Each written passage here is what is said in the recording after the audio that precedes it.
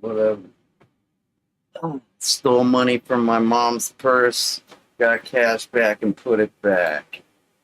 I was angry with her because I had advised her to use the word perhaps when trying to order me around like a little bitch robot in an effort to seem like as if she was suggesting things rather than ordering me around like a little bitch. And I know she deserves like some slack. I can't hold her to the stringent standards that I normally hold people to. Because most people are a hell of a lot more coherent. They can see and they can breathe. She can't breathe or see. Not very well at all. But she told me about Peggy being in the New York Times obituaries. And I feel like I should try to remember Peggy because she was okay. She was like what? Like Job Matuso? One of them commie pig fuckers? I'm just kidding. I think we all know damn well that the Chinese are the commie pig fuckers, and in this scenario, the Tibetans are the democracy-seeking Americans, basically, and that includes His Holiness the Dalai Lama. But yeah, I don't think His Holiness. I don't think I would have met him without Peggy and Job organizing and rallying and doing whatever the fuck they did to make it happen. You know, it's like when people travel around planet Earth, it's not exactly easy, but if you're like the Pope, it's going to be a little more difficult, I suppose. Of course, His Holiness didn't have quite the amenities that the Pope would have, because, you know, the Pope has all that Vatican gold or whatever. So His Holiness was a little bit more punk rock, or a little bit more hippie, a little bit more broke ass loser, born loser, basically. Actually, yeah, the Dalai Lama, he did seem like a born loser. I guess he was born into being a loser. Son of a bitch. That's funny. I never thought of it that way. But I mean, like, you know, they tend to pick these, or, you know, it's not a matter of the monks picking the Dalai Lama. It's more like the Dalai Lama. It's like that King of the Hill episode where Bobby Hill, they're trying to find out if he's like a reincarnation of some kind of a spiritual leader, some kind of a holy force, you know, if such a thing could even exist. It's kind of like that. And so what? Well, I need a cigarette. I got such a bad attitude. I need to drop it. Everything is cool. I'm back in my sanctuary. Let's call it what it is. I'm back in my bug out room. Used to be my recording studio. Used to be just a run of the mill studio. Now it's basically my bug out room. Because I'm bugged out all the time these days. Who could blame me? I can blame me because it's no fun. So I gotta do something with these. Let's put them over here. I don't give a fuck. God, it's fucking terrible to be trapped in your own body. Every single muscle hurts, it feels like. My goddamn low back. I was walking hunched over because, like, you know, I'm trying to keep my shoulder from hurting, but I noticed my low back's killing me. So I try to stand up with the proper posture, and my fucking belly button muscles hurt. I don't know if it's from my opioids and the constipated shits I gotta deal with, or maybe because of something else. Maybe it's reticular back pain. Nobody's ever gonna figure it out. Nobody's ever gonna care. So what? Exactly. What's that cigarette?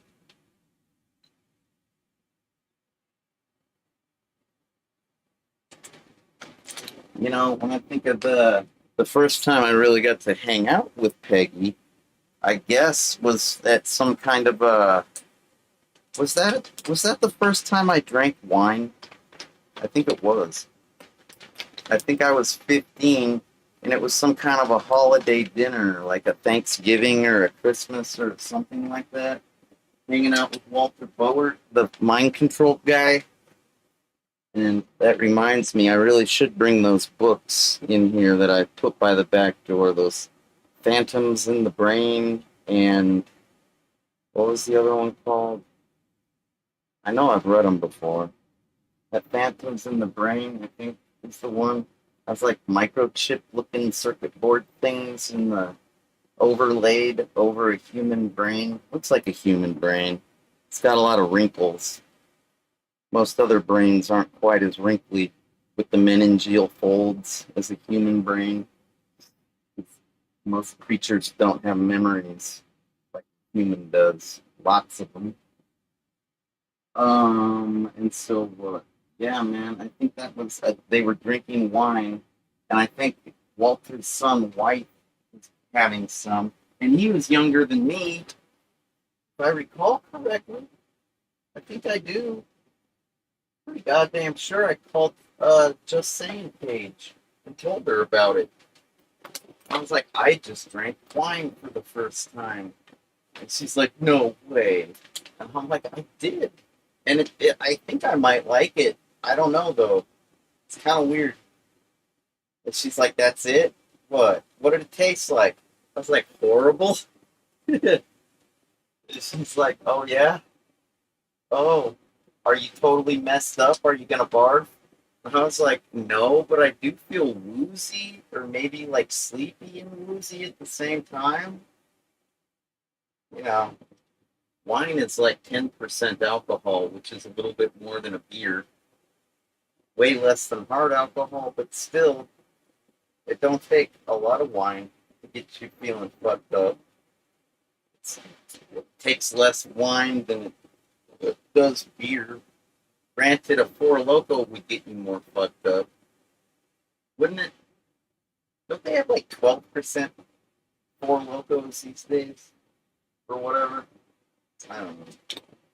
But nonetheless, I suppose that was a pretty casual, laid back atmosphere. I didn't really think of her as J.G. Wentworth like I was describing in my last journal entry. You know, and not that I have anything against J.G. Yeah, last journal entry. Anyways. So what? Well, I suppose the next time I saw her was when we were doing the video filming production for, I can remember, they're females. It's just a ceremonial, a ritual, traditional Theravada Buddhism. Yeah, Theravada. I guess that's Tibetan. I know that, but I usually just say Tibetan because who knows what Theravada is, right? Sounds like a place in Nevada. I don't know what. Yeah, the what were they called? I have like videotapes. I have my videotape that I filmed, and I have uh I think two other. I think it was a three-camera shoot, all on SVHS. Oh, it's on the tip of my tongue. What the fuck do they call those bitches? Those fucking bitches. Those goddesses? Yeah. These weren't goddesses. I guess they were portraying goddesses or something. They were all really nice, don't get me wrong. Granted, I'd never been at a house that nice up in the foothills. I mean, they had like a ceremony room that was like something out of a movie. It was just a great big building with nothing in it, but for some pillows and some, what, candles or lights or something. And that's where we talked about how the shoot was going to go down, how there was going to be the first ceremony and then the second ceremony and blah blah blah. And I'm just like, ceremony this, ceremony this. What's with all the ritual and all the it felt very, very proper, prim and proper. Well, because that's the nature of a ceremony and a ritual, I suppose, is to get it right. And if you get it wrong, well, then that's not very proper. It's kind of like having dinner with a rich person that's like, oh, you're using your salad fork on your dinner. You should be using your dinner fork. It's like as if you're Pretty Woman. You're Julia Roberts hanging out with Richard Gere, essentially, right? Everything is so prim and proper. Not really, but yeah, it was pretty serious. Granted, after we were done talking and planning, I think that was in an evening session, and we disbanded, and I think I went home and played some video games. And I think I was playing on my Sega Game Gear on the drive home in the Buick, whatever the fuck that thing was. I think it was a Regal, but it was a newer, or no, it was Park Avenue, that's what it was. Yeah, that car was nice, but it was used and it broke down a lot and sat in the yard forever. That sucked. Oh well. That was the first car we owned with power windows and power locks on the doors. And so what? Well, I'm just trying to remember what happened the next day. I think that was when we showed up, and before the filming commenced, all the girls were skinny dipping in the swimming pool there. And I was watching from the roof. That was interesting. Granted, not as interesting as I had hoped. A lot of the girls weren't girls. They were kind of wrinkly and saggy and over tanned, over sunbathed.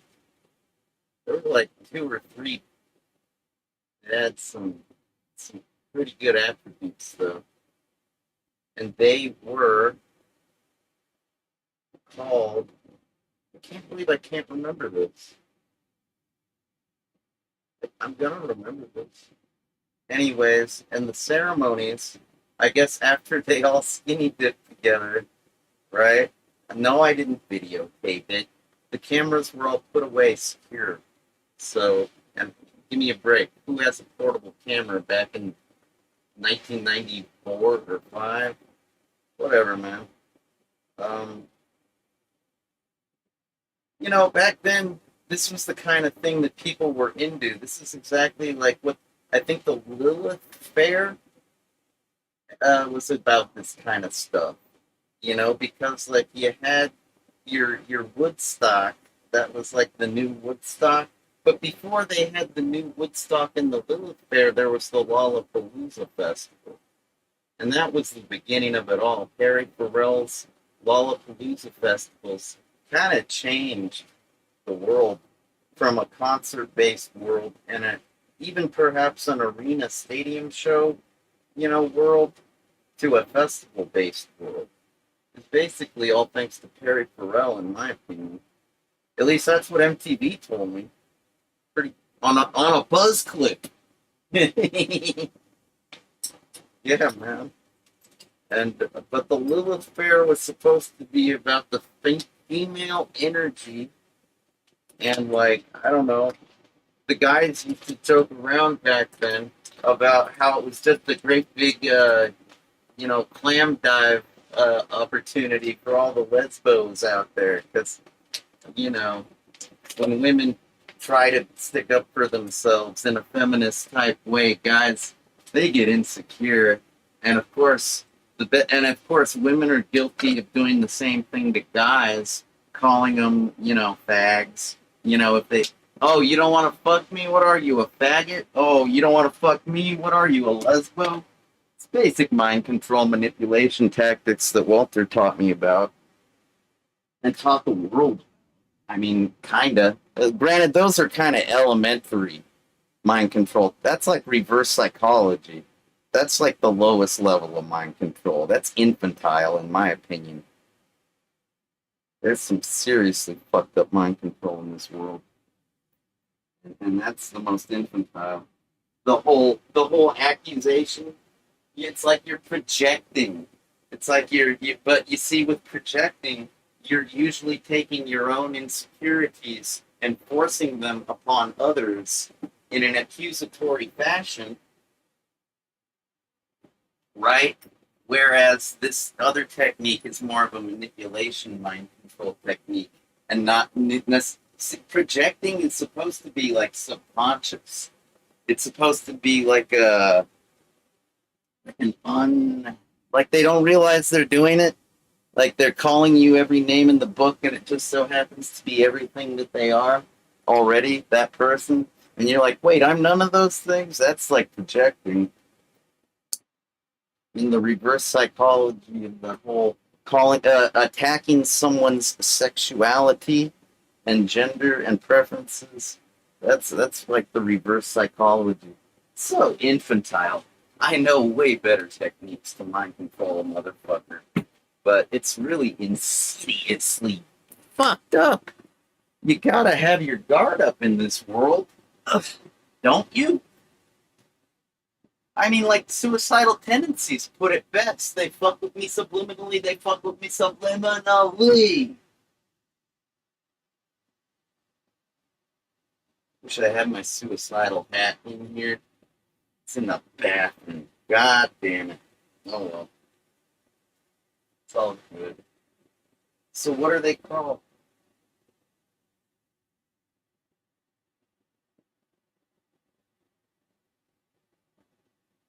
The female goddess figure in Theravada Buddhism. I feel so disconnected from my culture. But I always have been. Except my true culture is punk rock and computer underground.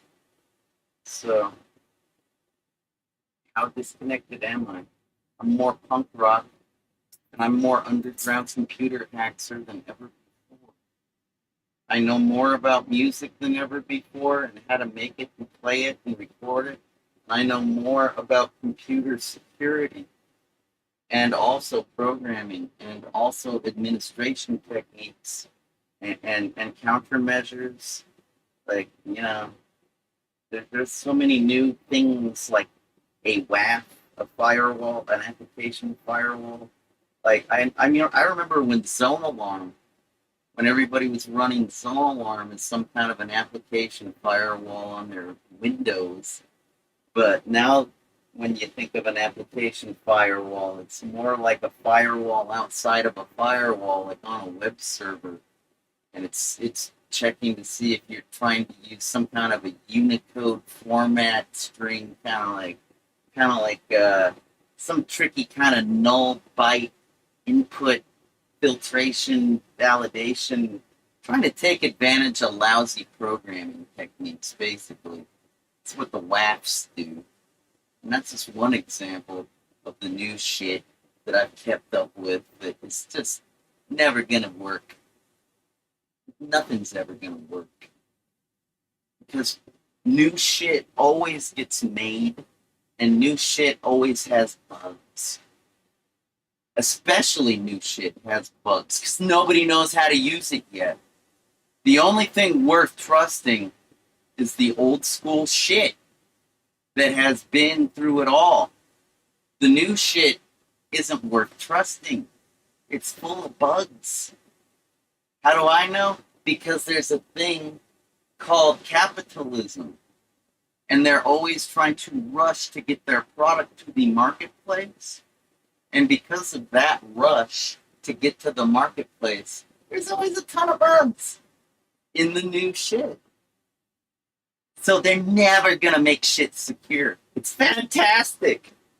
It makes me just want to go on a hacking spree, basically. But that's neither here nor there. I wish I could remember. I think I should just go get my videotapes. I just want to remember the name, though. I know it. It's called the.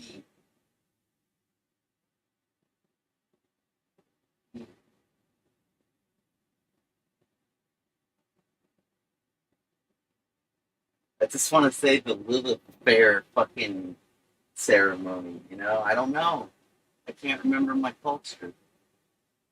I grew up in it. That is my culture, isn't it? I've been to plenty of. I remember when the Dalai Lama first showed up. I think the first meeting was at the Masonic Temple by the Children's Museum downtown. You know those Masons? They got all the secret handshakes and shit. Secret society. Dude, they'd let us right in. There was nothing secret about it. Just let us in, and I got to see all their weird little artwork or whatever it is. Their markings on the walls, their statues and crap. Talk about an old school kind of open hallway. That's probably where Peggy got the idea for that room. I'll bet she had the money to get it made in a day or something. That's too bad. She's dead. She's got like nice kids, from what I remember. I haven't seen them in 20 years, 25 years, something.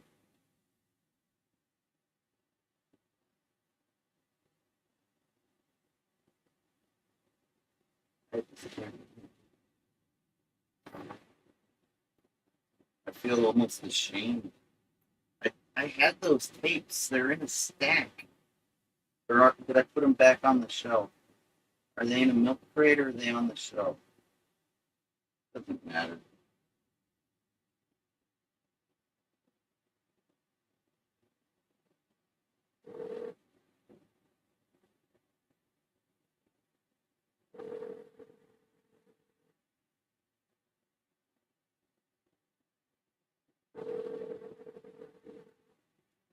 Hey, Ma, what was the name of that ceremony with all the skinny dipping Buddhist chicks? Tara, thanks. God damn it. I could have remembered that. I swear it was on the tip of my tongue.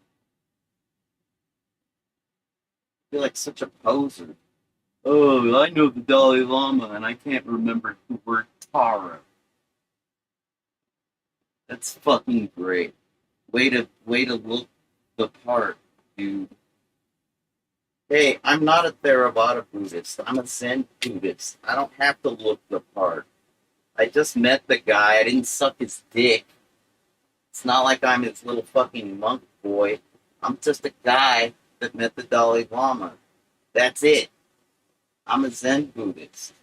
And I used it to save my life. And I'm still trying.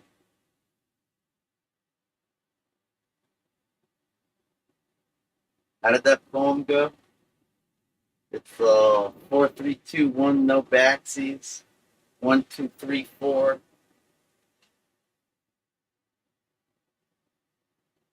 The starving children will beat down your door. 1-2-3-4. It's so unnecessary. Violence is so deplorable. I'm getting a headache just thinking about it. Right on the top of my head.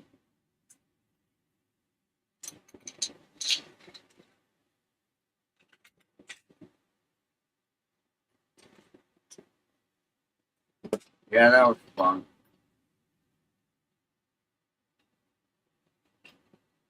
The Tara ritual. I shouldn't have hung up on her. I should have listened. I didn't hear about the Tara ceremony. Tara don't matter. It's not. It's not really my culture. It's not really. I admired it though. There was something beautiful about it. I'm not just saying that because of those couple hot naked chicks and all those saggy, over suntanned old chicks. It's cool, man. It happens. I'm getting pretty saggy. It's not my fault. It's all good. That's life. We change as we age. Go figure. So does the earth. So do animals. So does everything. Even a book turns brown and yellow or whatever. as the pages decay and get dog-eared and shit. I wish I could have a better attitude as I reminisce. Somebody just died. I could have a better attitude.